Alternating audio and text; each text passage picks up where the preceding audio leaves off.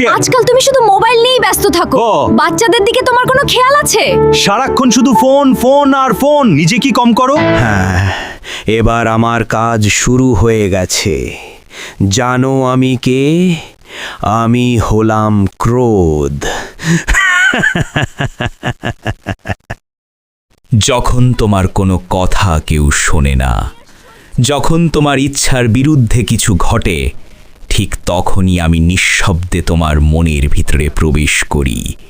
আমি তোমার চোখ লাল করে দিই, জিভকে তীক্ষ্ণ করে দিই, আর মাথাকে আগুনের মতো গরম করে তুলি। তারপর তুমি বলতে শুরু করো, তুমি সব সময় এমনই করো। প্রতিটি কথায় আমাকেই কেন দোষ দাও?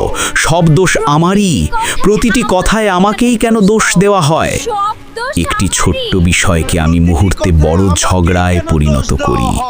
হাসি মুখকে কান্নায় বদলে দিই, সম্পর্ককে ধীরে ধীরে ছাই করে দিই। আমার সামনে কেউ টিকতে পারে না। আমি আগুন। আমি জ্বালিয়ে দিই মন, পরিবার আর সম্পর্ক। কিন্তু হঠাৎ এই শান্তি কোথা থেকে এলো? পরিবেশটা এত কোমল কেন লাগছে? না না, মনোযোগ হারিও না। হ্যাঁ, আজ তো বলতেই হতো। সব পয়েন্ট, সব যুক্তি, সব অভিযোগ, সব পরিষ্কার ছিল আমার।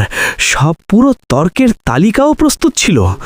এটা এটা যেখানে ক্রোধ চলে না না, আমি সেখানে শীতলতা হয়ে নেমে আসি। এখন তো শুরুই হয়নি। কি আমাকে যেখানে প্রেম আছে সেখানে ক্রোধ টিকে থাকতে পারে না। আমি হলাম প্রেম। আমি হয়তো একটু বেশি বলে ফেলেছি, সরি। ভুল তো আমারই ছিল। হয়তো আমার এতটা বলা উচিত হয়নি। আরে তুমি এমন কেন বলছো? আমি কোনো শোরগোল করি না। আমি শুধু নীরবে হৃদয় থেকে হৃদয়ে প্রবাহিত হই। মনে রাখবেন, ক্রোধ হলো আগুন, আর প্রেম হলো সেই আগুন নেভানোর জল। যখনই অন্তরে ক্রোধের জ্বালা ওঠে, তখন কিছুক্ষণ থামুন, একটি গভীর শ্বাস নিন। তারপর নিজের মন, আমি শান্ত, আমি প্রেম। আমার প্রতিটি কথা, প্রতিটি কাজ, প্রতিটি আচরণে শুধু প্রেমই থাকবে। প্রেমের সাগর পরমাত্মার সন্তান। আমি আগুন নই, আমি আলো। আমি দেখেছেন, যেখানে প্রেম আছে সেখানেই শান্তি ও শক্তি আছে, কারণ প্রেমই জীবনের আসল শক্তি। আপনিও আমার মতো প্রেম হয়ে সবাইকে প্রেম বিলিয়ে দিন।